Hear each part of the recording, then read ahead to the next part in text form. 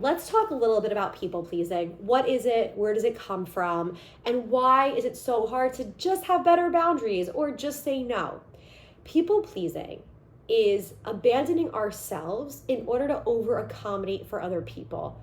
So it might look like not saying no to things that we want to say no to, not standing up for ourselves, going and doing things that we don't actually want to do because we're worried that if we don't accommodate somebody else, that there is going to be a rupture in the relationship, that that person might reject us, that they might become angry at us or disappointed in us.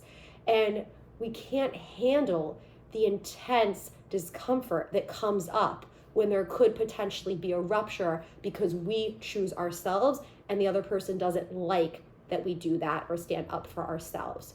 We do this so the other person stays happy, because in our nervous system, it feels safer to reject ourselves in order to maintain that connection and that relationship with the person as long as they don't get angry at us.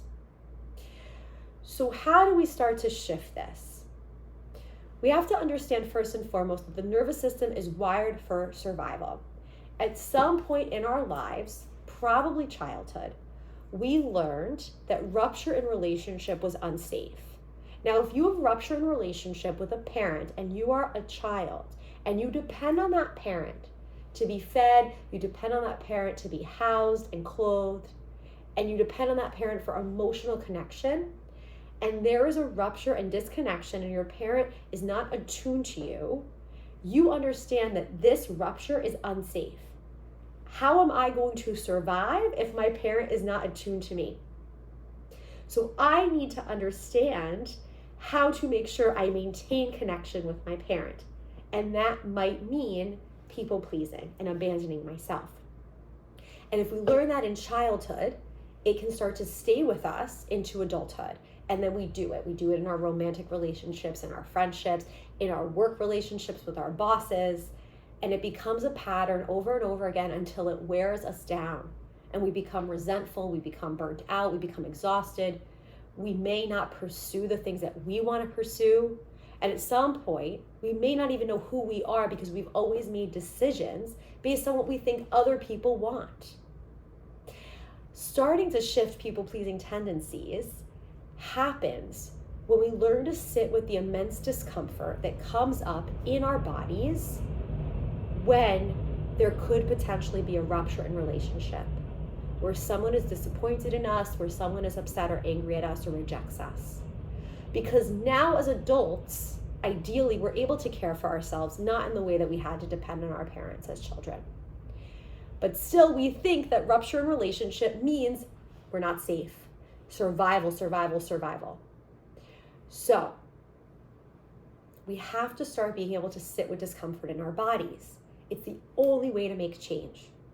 And we do that by paying attention to what is happening in our bodies.